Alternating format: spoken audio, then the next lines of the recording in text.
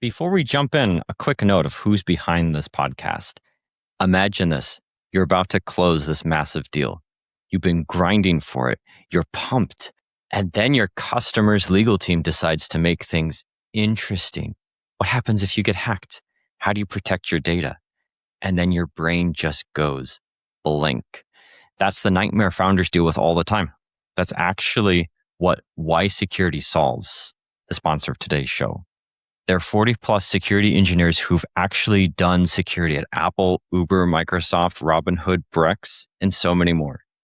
And get this, you don't hire them, you rent them by the hour. No massive salaries, no expensive consultants, just real experts embedded in your company helping you get SOC 2, ISO, HIPAA, whatever it is that you need to close that big deal. Set a monthly cap, know exactly what you're spending, and close the deal. Head to ysecurity.io/startups and book your free strategy call. Your first 8 hours are free. 40 engineers, 1 full working day, totally free. Go take it. ysecurity.io/startups. Hello, everyone, and welcome to another episode of the Security Podcast of Silicon Valley. I'm one of the hosts, John McLaughlin. I'm joined with the other host, Sasha Sinkovich. We have an amazing guest today, Trevor Hilligoss. Trevor, you have awesome set of experience. You came up through the U.S. Army. You are a fire support sergeant, and then from there you jumped into the cyber center. Yeah, there was a couple steps between there, but yeah, kinetic security to cybersecurity, I guess. Yeah, I'm just going off your LinkedIn. Do you want to fill in the story? How detailed do you want to go? I mean, we've got a short amount of time here. It was an interesting background, so I guess why don't I provide the 30,000 foot view, and then if you need me to get any specifics, we can dig in there. So, like many young people, I was in college, had no idea what I wanted to do with my life, had no idea what I wanted to do when I grew up. But I had this vague notion of grandeur as an FBI agent, I'm embarrassed to admit. And so I remember I went to a career fair when I think I was a junior in college, and I spoke with a very nice FBI agent that was a recruiter at the time. And she broke me the very hard news that my sociology degree was essentially bupkis as far as FBI applications are concerned. And so I needed to either become a cop or join the Army, or join the military, I should say, become a veteran. And so I chose the option behind door number 2, joined the Army, was a forward observer for a number of years before I realized that bombs and other things that go boom do not make very transitive skills in the civilian sector. And so I kind of reanointed myself with that goal of maybe I can be a federal cop someday. And I went into federal law enforcement as a special agent with Army CID, which was a blast. I did the general crimes thing for a little while, as everybody does.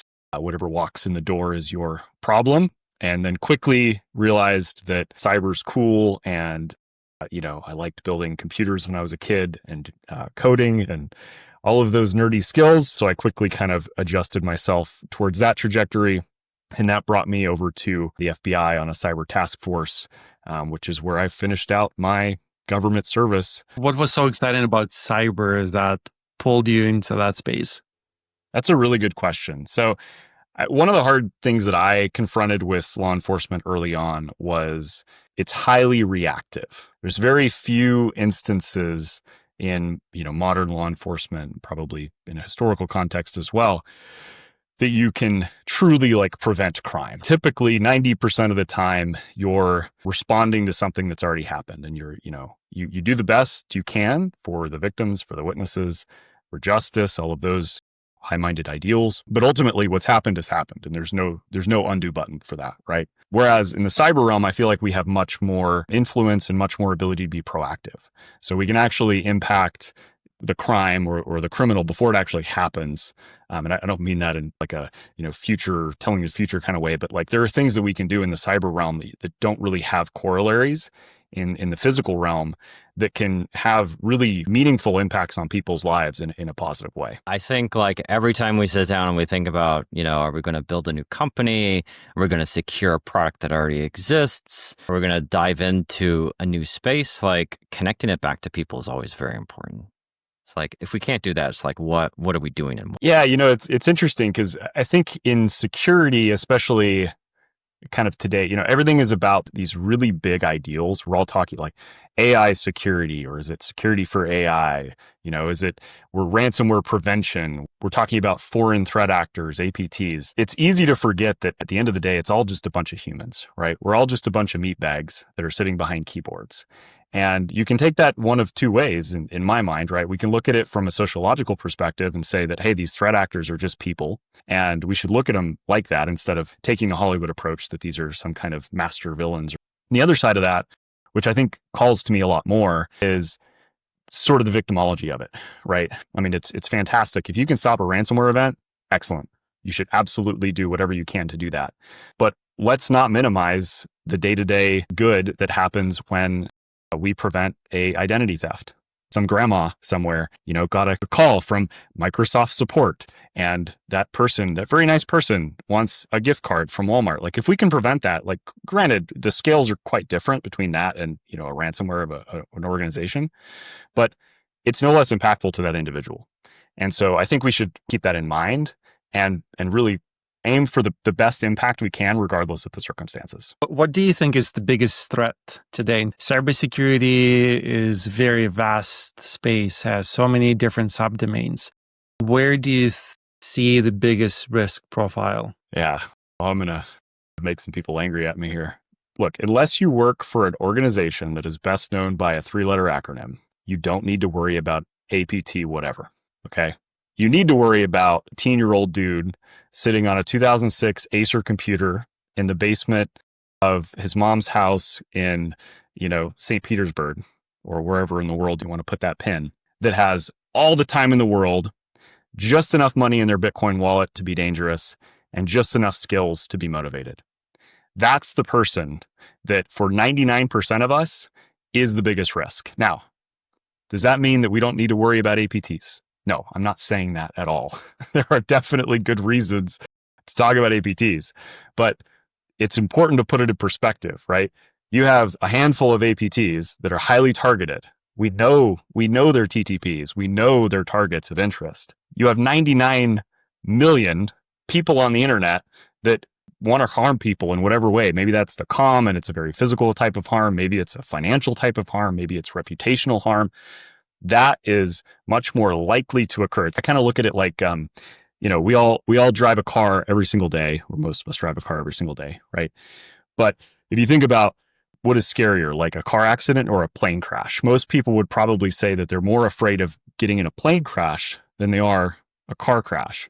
But if you actually look at the statistics, they're not even remotely close to one another, right? You are so much more likely to die driving to the airport than you are to have any kind of incident on the actual aircraft in the air. To me, that's kind of the same thing, right? There's these really large public incidents and groups that we all like to talk about, and we designate as named entities. That's what gets the most media attention because it's large and it's flashy and it's huge. It's very impactful. It's fun to talk about. But realistically speaking, that's the plane crash. What we should really be worried about 99% of the time is the car crash. I mean, if you think about risk and you think about like what actually may transpire, if you're, running the security of a startup or responsible for the security of, a medium-sized business, it's all just probabilities out. With AI, like lowering that barrier of entry, it's going to exacerbate a lot of the stuff that we've already seen historically. Yeah. Looking back the past 10 years plus that I've kind of been in this space, one of the biggest things that has changed is just how much the cybercrime ecosystem has turned into a commodity. It's everything as a service. You want malware? You don't need to write that. Pay a dude on the internet $150 in Bitcoin and you get your own malware as a service, right? Complete with C2 infrastructure and a nicely built panel and all these things. We see the same thing for phishing, right? We see the same thing for even doxing as a service, right? Like all of these things have turned into commodities today. And so what that has done is lowered the barrier to entry for those criminals, right? You don't need to be a super technically advanced coder to do a lot of damage, right? You need a little bit of money, you need a little bit of know-how, and you need the intent. And I think you add AI into that mix, it becomes even more commodified, right? It's even, the bar is even lower. Maybe you don't even need that small amount of technical acumen because the AI, the LLM can actually write that, whatever little bit of code you actually need to write can be handled by that AI now. So what do companies do in order to prevent that influx or to help with that influx of attacks? Yeah, well, I mean, that's the $1 million question. That's what all those booths, black hat in the back, where it's a dude and an iPad. That's what they're all hoping to figure out, right? I don't know the answer. I think what I would say is like visibility can't hurt. Ignorance is not bliss. I think we could all kind of agree that, just because you don't know about something doesn't mean that something doesn't know about you and is able to harm you. So if you can get visibility, right, you can know what's potentially going to happen or who's targeting you or who has targeted you. That's at least a step in the right direction. But as far as like, is there a silver bullet to all of this? I mean, my pessimistic self would probably say no, but I'm sure there's like the aforementioned black hat booths that are more than willing to tell you about their security for AI or AI for security that's going to solve that problem. No shade against them. I mean, if you're going to do it, fantastic. But I haven't seen anything compelling yet. So would you say that the biggest threat in cybersecurity today is how easy it is to stage an attack? I think the biggest threat in cybersecurity is the human. I mean, it's still like there's an old mechanic saying that's, 90% of the problems in a car occur between the driver's seat and the steering wheel. I think you could probably say the same thing for cybersecurity, right? I know it's not super recent, but like the Lapsus stuff of a couple of years ago, right? That was like very low skill impersonation, like social engineering, very, very basic. The stuff that we all did when we first got into cybersecurity and we were like, cool, pen testing is so awesome. I want to do that. That requires essentially just a very little bit of knowledge, which again, commodity, and desire to do it and attempts, right? Get your reps in. But all of that, I mean, the critical link in that is the human. It's the person that's going to answer the call. It's the person that's going to click on the email or download the file. I don't mean to do like victim blaming or anything like that, but what's the biggest danger that I see, the biggest risk? It's always going to be the dude behind the keyboard. I'm super curious to hear a little bit more and double click into like how your experiences in law enforcement, in military informed cyber today, and really how that it really feels like maybe a strength that you bring to the table, especially SpyCloud. And did you see these sorts of things firsthand and they shape your perspective on the direction of the industry as a whole, like from that very special vantage point that not a lot of us really get to peer into? Yeah, I would say so. When I was in federal law enforcement, you get to see kind of the extremes. You get to see the very well put together, very organized, very structured organization that is, maybe they did have an incident, but they're responding to it quite well. They have the run books in order. They have the people with the expertise. They have the logs. So you get to see that and you get to be a part of that. But there's also the other side of the spectrum, right? I remember one of the cases that I worked was a very, very small company in Texas that got ransomed. I mean, it was small to the point of like everybody in the company had the same last name. Like the sysadmin was the owner's son. But it was a critical company. They served a very critical role at the time and they were completely wiped out. They had no backups. Like it was a very, very, very serious incident that they were dealing with. So that being the other side of that, I think having visibility over both of those, I wouldn't argue that it's unique to law enforcement. Certainly people that are in incident response roles probably have visibility into both of those extremes as well and could certainly bring those skills to bear. But it was definitely informative for me to kind of see not only what the threats were and what was successful, but also how different companies respond and to what degree that helps or hurts the situation. Yeah.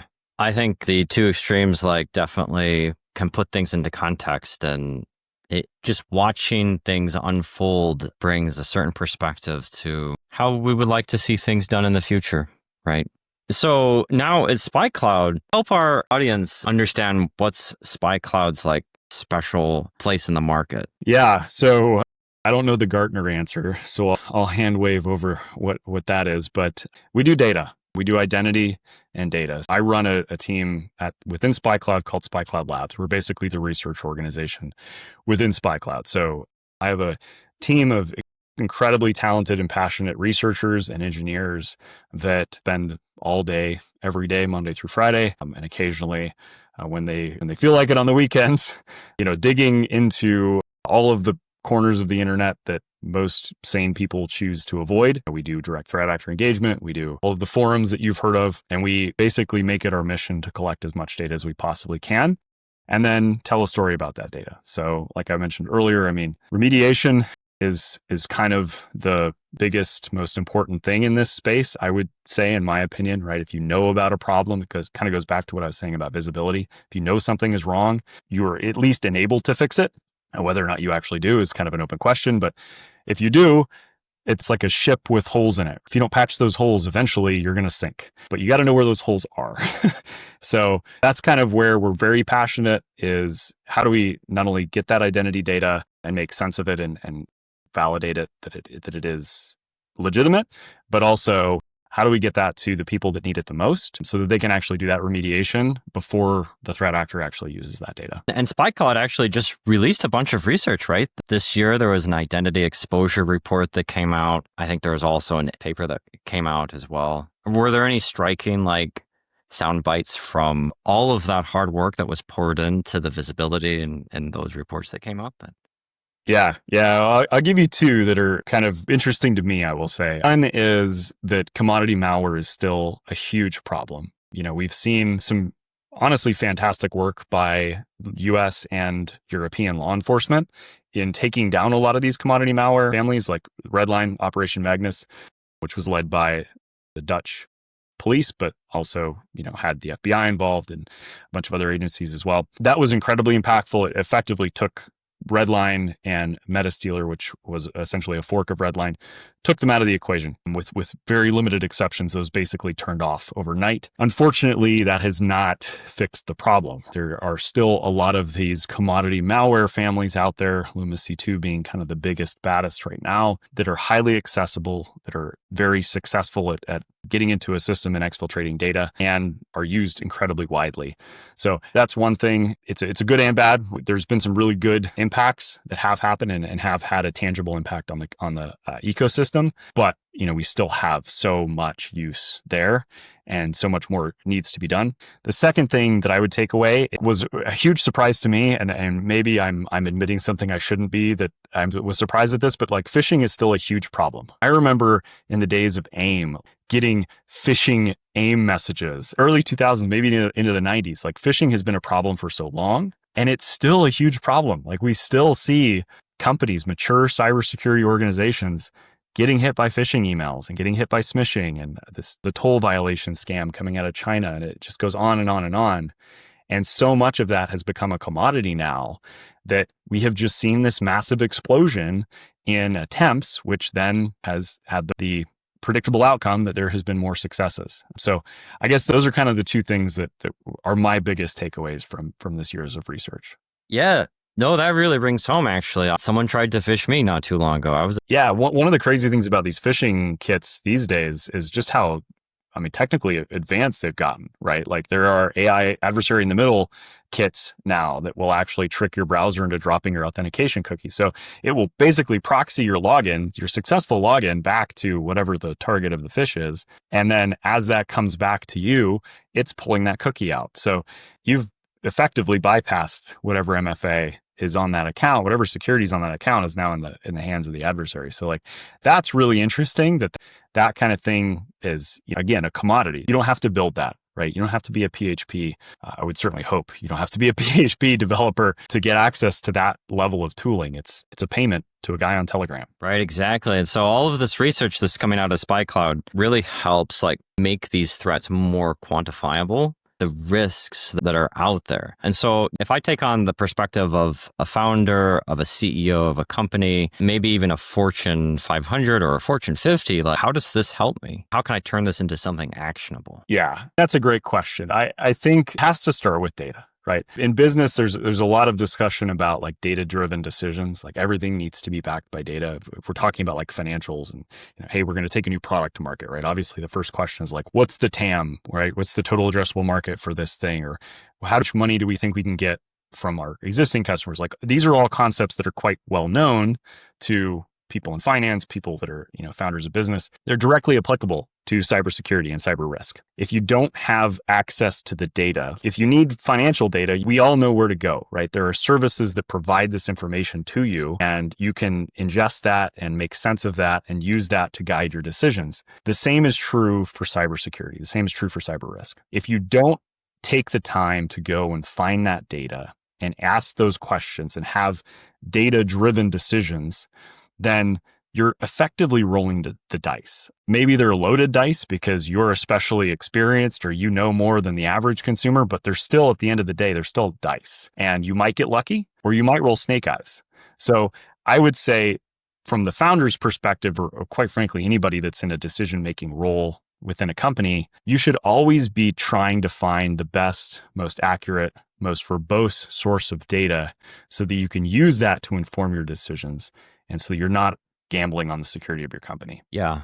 I mean, I guess in some sense, folks that lead large organizations, especially start new ones, from the ground up, they're in the business of taking risks. And they're in the business of identifying existing threats or risks, not being afraid of them, moving towards them, but doing it with all of the gear and all of the armor on so that you can mitigate what you know about. Yeah, I really like that you said that, because it's like a medieval knight in their suit of armor, right? All of us, we all have our suit of armor on.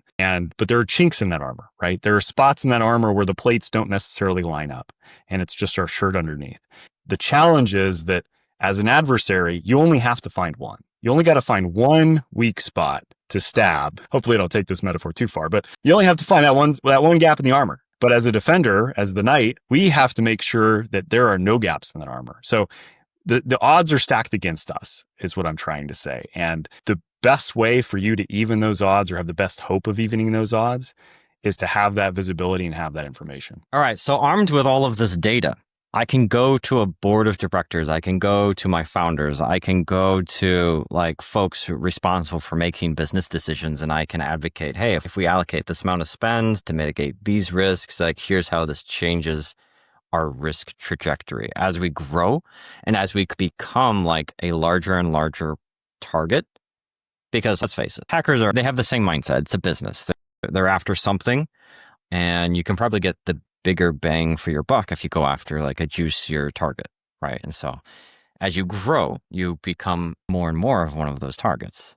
So those risks increase as the success of the business becomes visible. Yeah, I would agree with that. I also think that there's different classes of adversaries that you need to worry about at those different levels. I'll say it at the outset, everybody's going to get punched in the face at least once. You can have all the data, you can plan for the worst case scenario, you can do everything right. Chances are you're still going to fail at some point. There's kind of two parts to what comes next. There's how serious was that punch? How long are you down? And then what decisions do you make next? Both of those things, I would argue, are just as important as what you do beforehand. And that's going to change. You're absolutely correct. The size of the business, the scale of the business over time, your threat landscape, your threat model necessarily has to change. And so I would absolutely recommend, if you're a founder or if you're somebody that is, responsible for this for your company, you should totally have a reevaluation schedule where you're constantly going back to that model that you built, and you're challenging that model and saying, do we need to worry about that next tier? Are we at the level now where we are getting those targeted campaigns? Or are we still worrying about kind of the mass media to whom it may concern attacks? That has to be accounted for, and your threat model should change over time based on that input. How do you relay the message that you as a founder or you as the executive should do these evaluations? Because security is often seen as the overhead. It's the thing that slows down the innovation. It's the thing that slows down the business growth.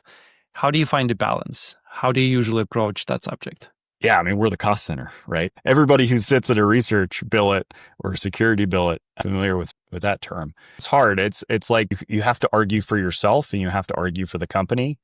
And you need to frame that in the way that it's going to be received. So sometimes that's going to be the most receptive response might be, this is how this could potentially affect us financially. Maybe that's going to resonate. It could be a reputational discussion.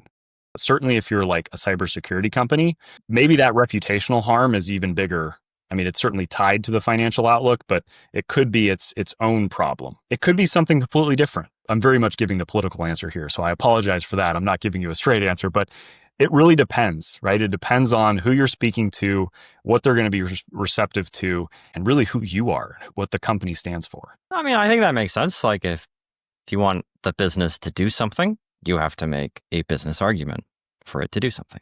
Exactly. Security is an interesting space in general. There are so many different concepts that used to be relevant back in the day, were not relevant in 2010 maybe, but are relevant again. One specific example is CIA triad. And the last letter of that CIA has nothing to do with security per se, but it's the availability of the product. And essentially, if you're not able to provide a service that is legitimate and can have the coverage for both confidentiality, integrity, and availability of the data, then you're not really providing services to your customer in the first place. Yeah, I agree. And I would say that that speaks to both. That could be at its core, a reputational harm. It could be at its core, a financial harm, or it could be both.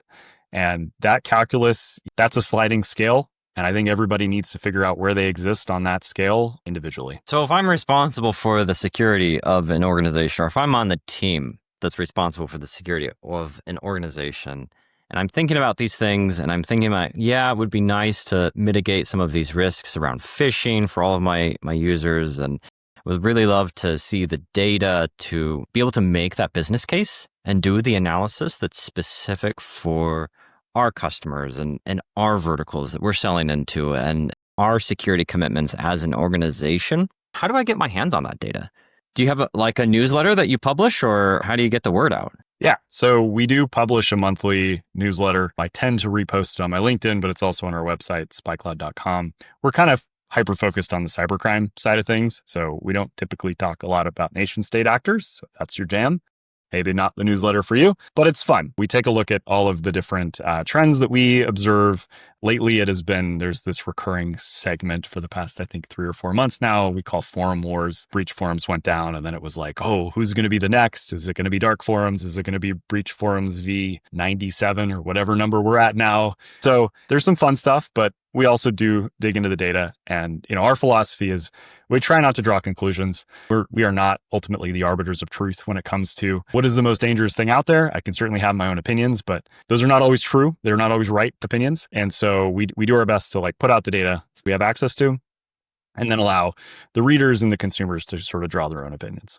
Curious, where's the data coming from? Is it scraped together from dark web behind Tor services, or is it experiential, like you have a subscription base and people are submitting information to you about what's going on in their organizations, or how does that work? Well, I have to be kind of general in answering that question. Of course. As you would imagine. Look, it's not a huge question mark, right? I mean, we do a lot of the things that a lot of other companies do. I obviously am extremely biased in saying this, but I think we do it better. But, we focus really on that core center of the material. If you think about cybercrime as a ladder, and the higher you get on the ladder, the closer to the source, we want to climb that ladder. So we go to where the threat actors are. We talk to those threat actors. We build relationships with those threat actors. We use some cool, sparkly human intelligence and social engineering techniques that everybody that was in government service likes to talk about. And we get access to the data. Like I said, we do a lot of the things that a lot of companies do. We do scrape data. Everybody scrapes data. It's like the easiest thing in the world. But if you're just scraping data, you're seeing what is effectively the surface element. I mean, for things to get to the surface, it's going to take weeks. If they get there at all, they've probably been adulterated. There's a lot of, the chain of custody has been messed up. So for all those reasons, we definitely have a different value scale when it comes to the data that we pull in. And like I said, we aim for that core as much as we possibly can. There's so many different types of companies, but often the tech company will have some type of experience with security and compliance. At least adjacent knowledge will be present, even if there is no dedicated security team. But there is a whole entire sector of economy that is filled with companies that are not necessarily tech companies, but are still present in the cyberspace. Where do you see most successful attacks prevail? That is a very good question.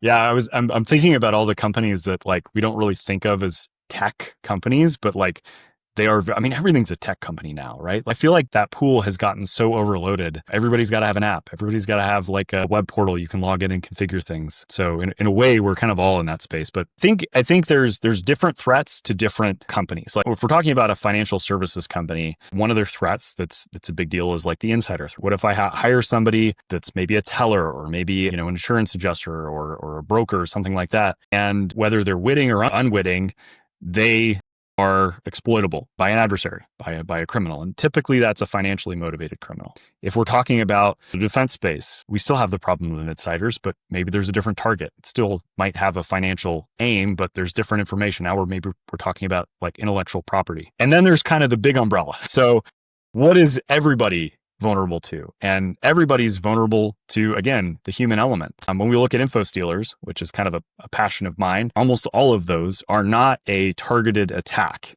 It's not a, hey, I want to infect Sasha with Luma, so I'm going to figure out this complex lure to get him to click. Like, not saying that doesn't happen, but by far and away, the most common way that Infostealer infections occur is because you were in the wrong place at the wrong time. You clicked on the wrong ad.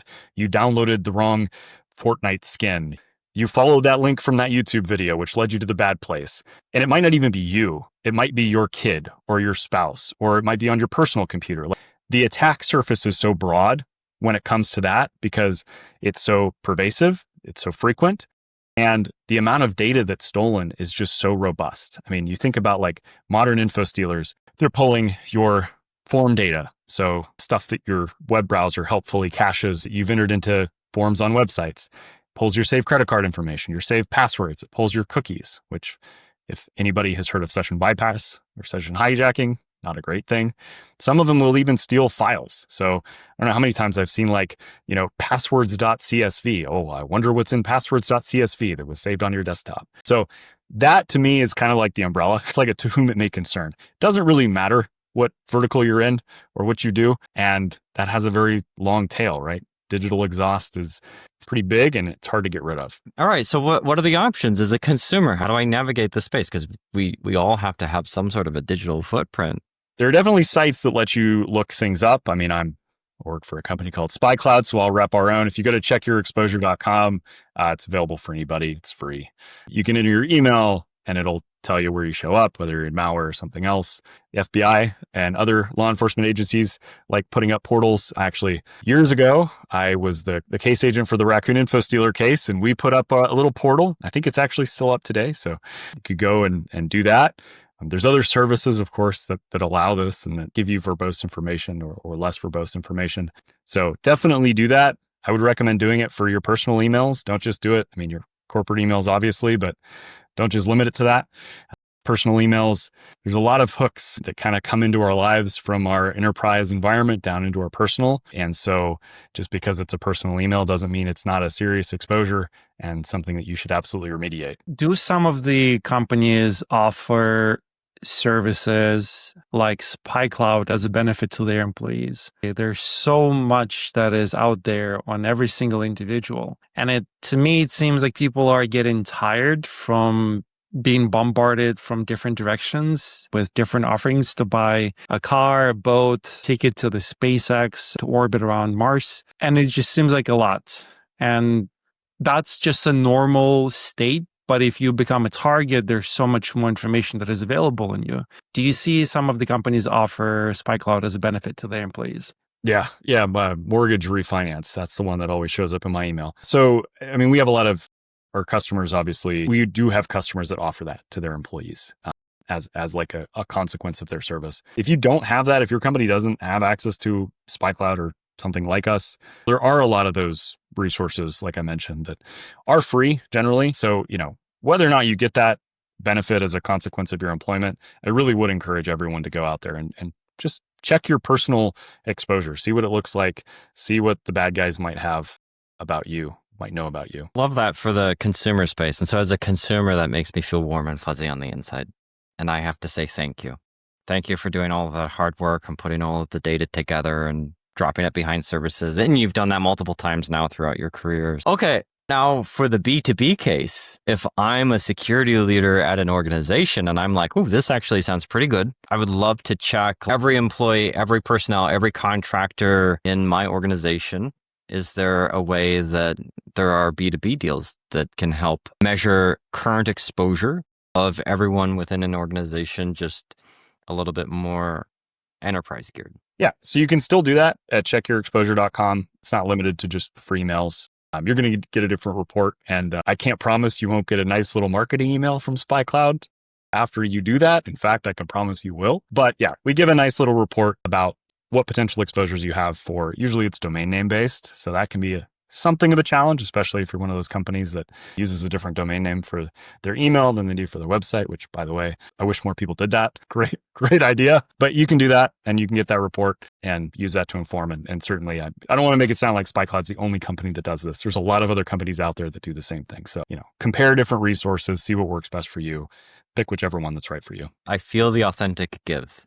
All the gratitude in the world. So, Trevor, you see a lot of visibility in what is going on today. You have a lot of historical knowledge about security and threats and the evolution of those. What is your prediction in the next year? What will cyber threat surface look like in a year? I mean, it's going to continue, right? Like, I think we kind of say this tongue in cheek in the security industry that job security is part of security, because people are still going to be making mistakes.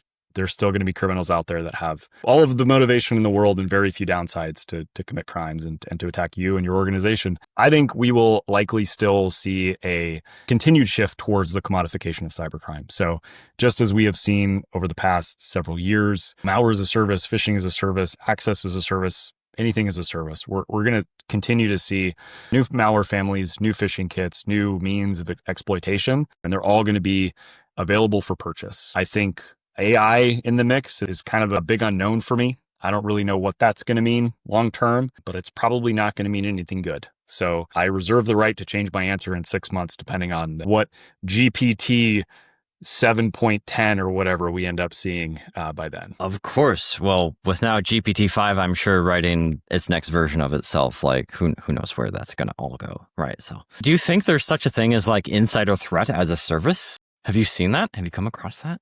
I know there is. Yeah. But you do know especially within financial services companies, banks especially, we see pretty regularly folks that will go out, and I won't name any banks, but you can fill in the blank. I work at this bank and I have access to these things, and I'm seeking a aged account that's interested in moving $10,000 to $50,000. That's a very common thing to see on Telegram or on a forum or, what have you. Maybe that's not really like the full as a service model. We're not fully autonomous, I guess, at that point, but it's that easy.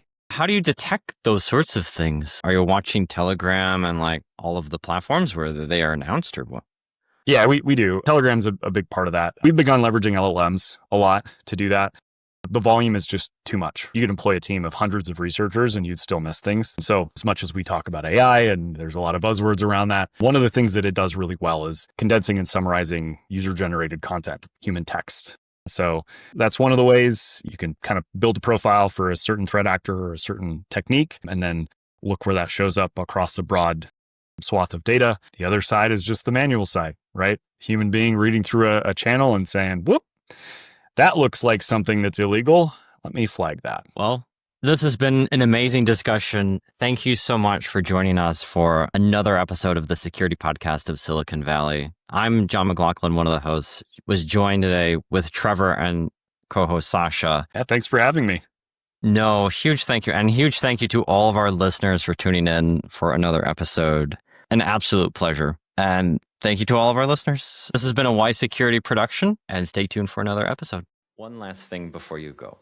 Think about who you were 20 minutes ago. Maybe security's been that thing that's on your roadmap, that thing that you'll get to right after the next sprint, the thing that you'll get to after the raise or after something. But here's the truth. SOC 2 and ISO, these things are not just checkbox. They're keys. It unlocks enterprise deals. It opens up regulated industries. It's the difference between selling to a 10-person startup and closing Fortune 500s. That's where Y Security comes in. We don't just advise, we build. SOC 2, ISO, done right the first time. 40 plus engineers from Apple, Uber, Microsoft, Robinhood, Brex. This is not guesswork for us. This is all we do. And maybe you're not the one who needs this, but you know a founder who does. The one trying to break into bigger markets, the one doing the 0 to 1 thing. Send them our way. We have an awesome referral program. We pay for introductions that turn into partnerships. So head to ysecurity.io/startups. The first 8 hours are free. 40 engineers, 1 full working day entirely on us. Y Security has your back. See you in the next episode.